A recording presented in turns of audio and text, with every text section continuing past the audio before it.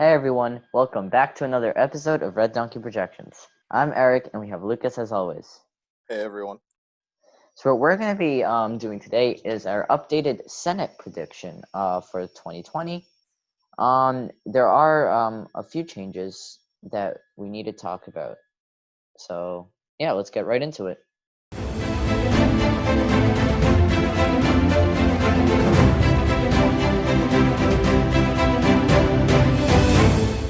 All right, so let's start by always laying out our safe states. Let's do something different today. Let's start with the Republicans. These states are obviously pretty safe. Deep South. Actually, let's talk about that later. Deep South and Midwest. Sorry, not Midwest. This region. Anyways, Alaska. That region. Alaska is debatable. We were thinking about putting this one as likely, but I think we're going to keep it for safe for now. But it clearly is moving towards that way because of Gross, however you pronounce it. And I believe that is it for the safe Republican states. I don't think I'm missing any. Well, I'll come back if I missed any. Now, the safe Democratic states. These are also the classic ones. Keep your eye on New Jersey. We will be live streaming tonight the primaries. Yes, we will. It's a very nice place. Mm-hmm. Now, Jean Shaheen's seat in New Hampshire, I think it's pretty secure for the Democrats at this point.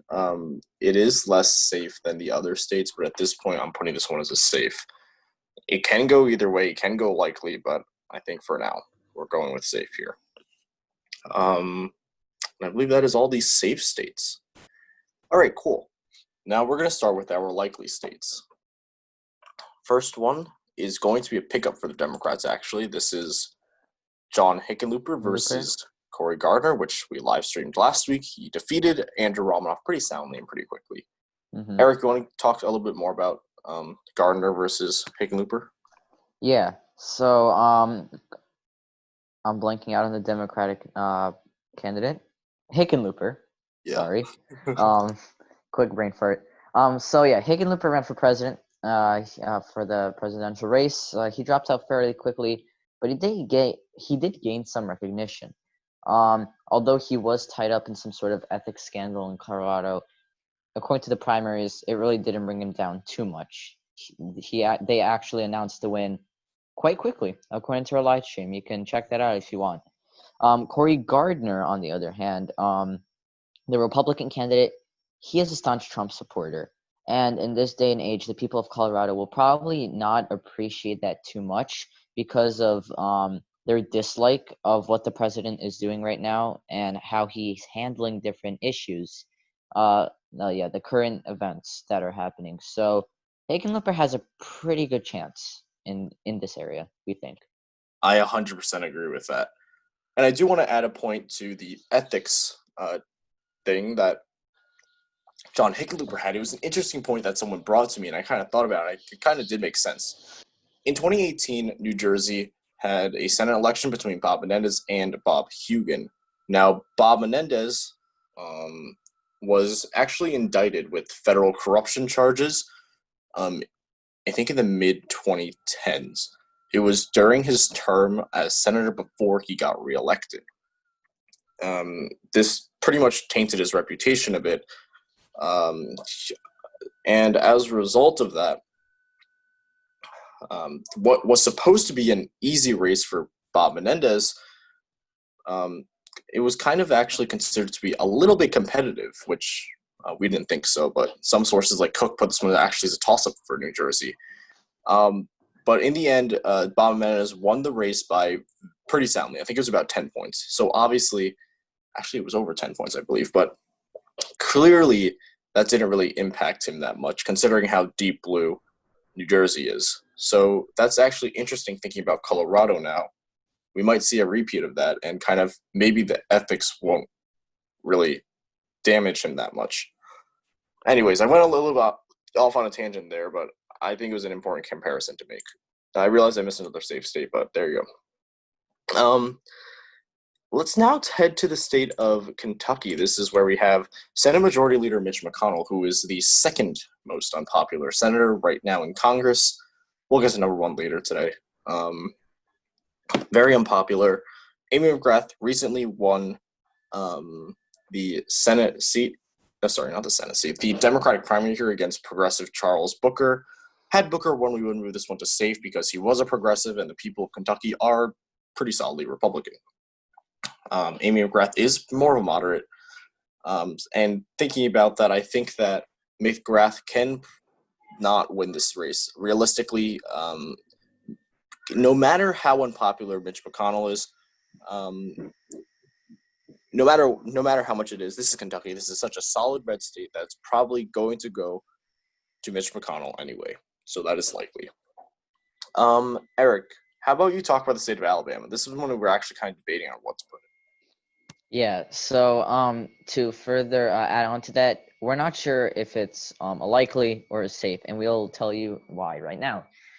Democratic incumbent here is Doug Jones. He took this seat very surprisingly, especially in a deep red state like Alabama.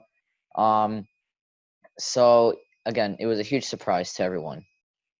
So the thing is that even with all the funding that's coming into him to, maintain his seat in this state, we don't think that he will be able to just regain or maintain the seat because it was such a fluke of how he got into the seat. And people, when they go out and vote, I don't think, just based on the electorate of Alabama, they probably wouldn't want to vote in a Democrat into the Senate again, which is why there's a very slim chance that he's going to have this happen to him again, which is why we basically think that, he's going to get voted out very quickly. So at this point, it's either a likely or a safe, but we're not even sure.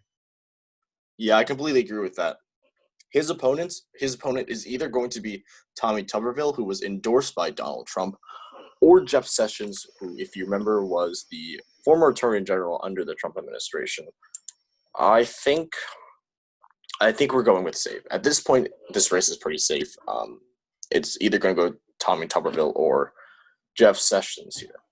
Anyways, let's head to now the Democratic likely states again. Actually, you know what? Let's head to South Carolina first. Lindsey Graham is definitely not the most popular senator here. Jamie Harrison is actually, in the most recent poll, I believe they tied. But again, we can't solely rely off of polling data. We don't have enough information to put this further than a likely, but I think right now the state of South Carolina Senate race is between a likely and a safe. So we'll be putting this one here, especially because this is such a deep red state. Pretty unlikely that a Democrat can win it. I'm going to do the final likely state, I believe. Or actually Kansas technically, but we'll get into that. And with Texas, well, we'll get there. Now the state of Michigan. This is John James versus Gary Peters. John James is pretty well-known after his 2018 bid for Senate, which he lost, but he gained a lot of name recognition, is regarded as kind of a rising star.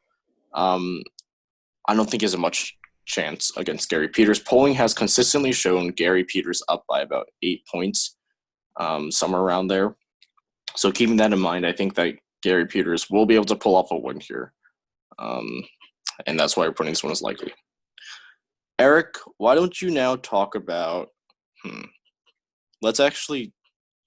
I'll head back to the likely states later. But I think, Eric, why don't you talk about Kansas? Because we do have a split opinion here about, depending on what happens, that's what we're putting it as. So, Chris Kobach is running for the seat. The primary hasn't happened yet, so we're not sure if he has the seat yet. Problem with Kobach is that he was caught up in multiple scandals that really, really tainted his reputation. And even the members of his own party are kind of concerned about him taking the seat. So if he does win the primary, which this will go into a lean. Although, as I said, Kobach is not the best Republican candidate. This is still Kansas, a deep red state. But if Kobach does not win the primary and another close competitor does, then this is probably a likely, very low chance that a Democrat will take it, especially if Kobach doesn't win. Yeah, I definitely agree. The Democratic candidate is Barbara Boyer. I do think that she is a relatively solid candidate here. Let's remember here, Chris Kobach ran for governor in 2018. He lost to a Democrat, Laura Kelly.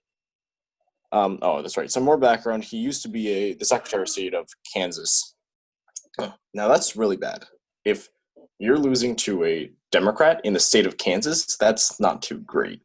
Nope. I would actually put this one in between a tilt and a lean, but I do agree that lean's probably better if Kobach wins the primary. Takes the seat. Mm-hmm. Mm-hmm. However, if Roger Marshall pulls out a win, the state honestly goes between likely and safe. I don't think there's much chance if Marshall wins. So I guess we'll just put it as, let's just assume that Kobach wins, because we don't know right now, but it's looking like right now that Kobach might actually take the primary here. Anyways, let's jump back to another likely state, the state of Texas.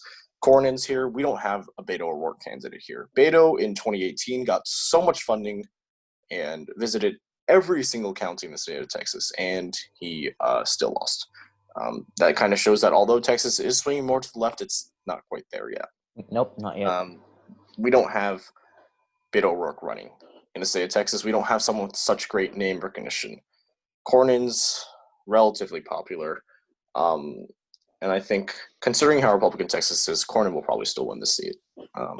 No shock there. And I think the final likely state will be the state of Georgia. Sorry, not the regular. We'll talk about regular later, but Georgia's special election is actually quite interesting. This is also another split one, depending on who wins the primary, either Kelly Loeffler, who is considered to be pretty unpopular following the insider trading scandal she's been caught up in. And her Republican opponent, is Doug Collins, I believe. If Doug Collins wins, this is pretty safe. I put this one as likely. But if not, it's a lean of Loeffler. Let's assume that Doug Collins does win, because I think looking at it right now, Collins will probably beat Loeffler. So we're just going to go with that. So now we have a total of 47. All right, so 6 seats left. Eric, why don't you start by talking about the state of Arizona? Yep. So here we have Mark Kelly, the Democrat, and Martha McSally, the Republican. I'm sure you guys heard the story many times of what's going on with Martha McSally and how she was appointed, not really elected, by the governor. And people don't really appreciate that because they didn't vote her in. That's the problem.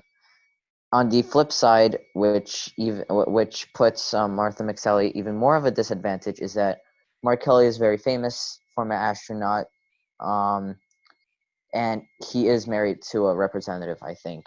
So Mark Kelly definitely has a leg up here. So we definitely think that it's going to go to Mark Kelly. I'm not sure in what type of a margin. I would probably say somewhere in the lean margin. That makes sense. Maybe even a likely. I agree with that. Yes, you are correct. He is married to former Representative Gabby Giffords. The problem with Martha McSally, you're correct. It is because of the fact that she ran in 2018, lost, and gets appointed now. So people don't really like that.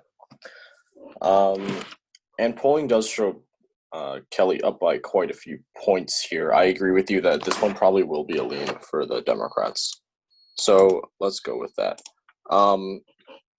Let's see. Let's head down to the state of Iowa. Right here we have Joni Ernst versus Teresa Greenfield.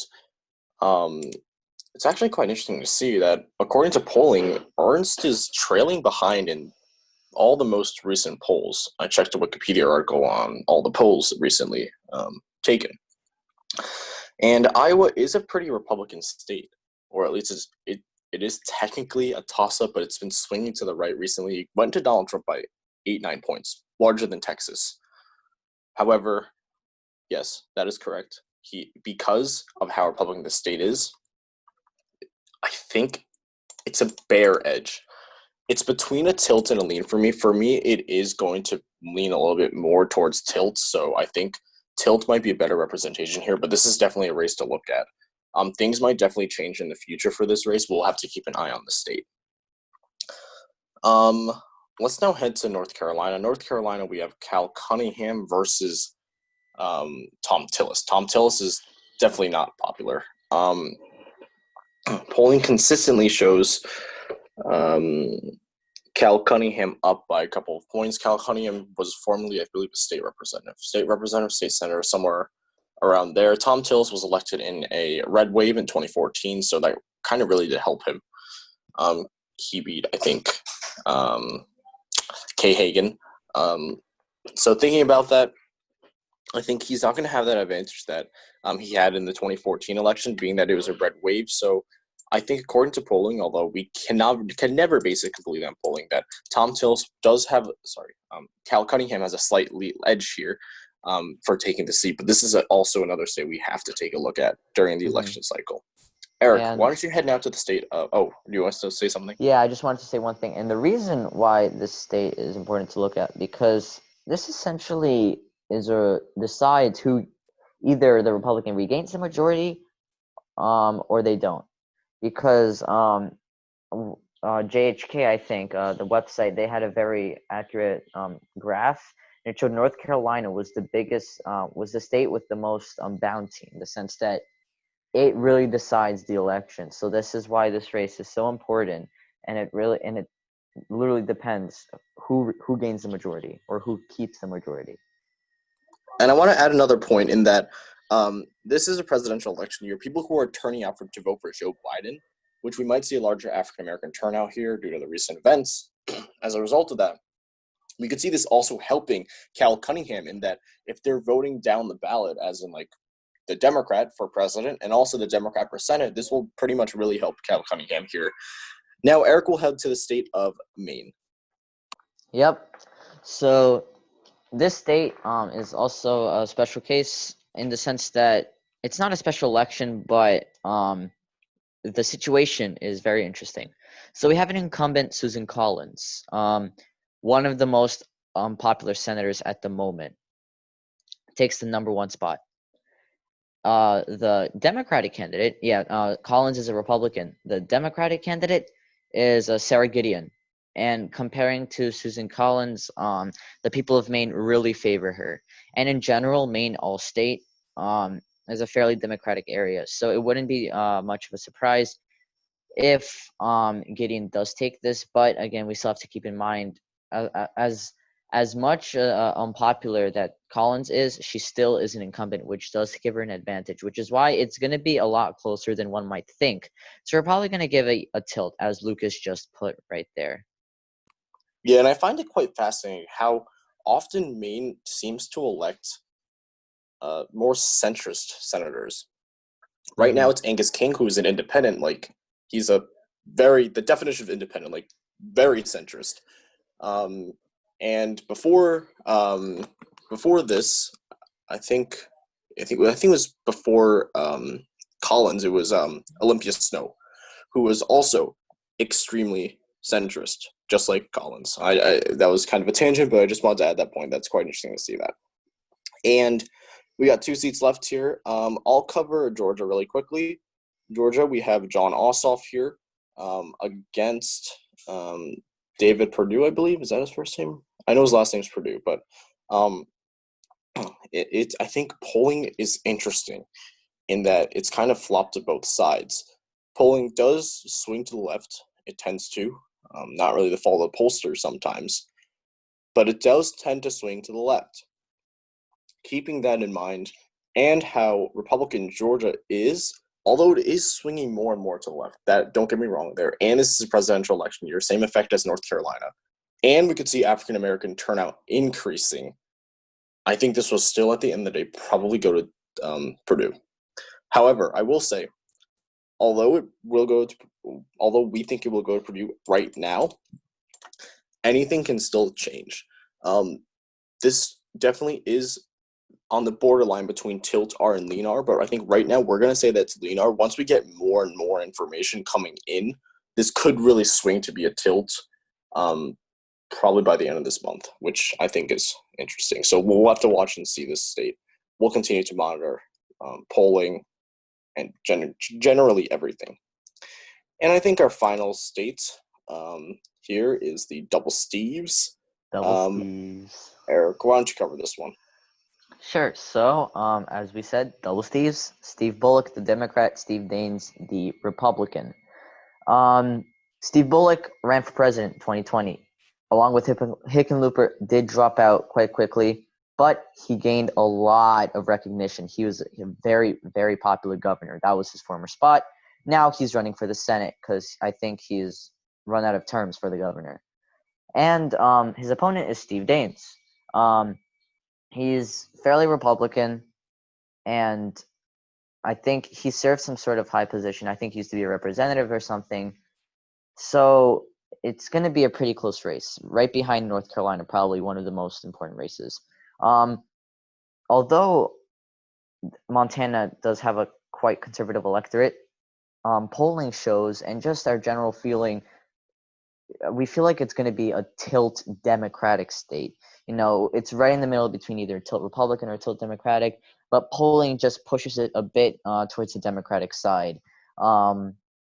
Bullock is in the lead for polling, which is why we just came to this conclusion. Again, everything is tentative, but for now, this is what we put.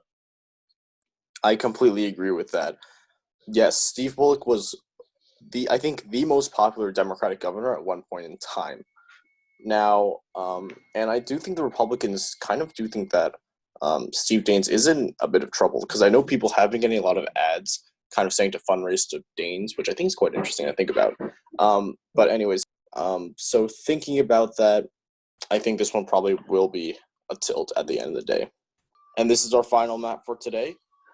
51 for the Democrats, 49 for the Republicans. This is an outright majority for the Democrats. They don't need the vice president to break the tie. So that is the end of the video for today. Thank you all so much for watching this episode. If you like this video, please hit the like button. If you like our content, please hit subscribe. We'll see you in our next episode tomorrow. See ya.